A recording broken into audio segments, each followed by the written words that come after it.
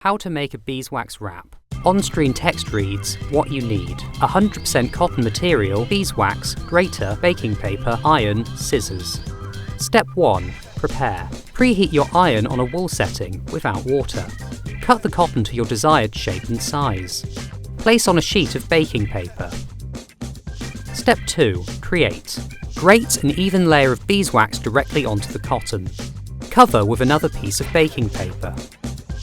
Gently iron until the beeswax has melted. Use the iron to gently push the wax and fill in any holes. Add more wax if needed and leave to cool. Remove excess wax to use again.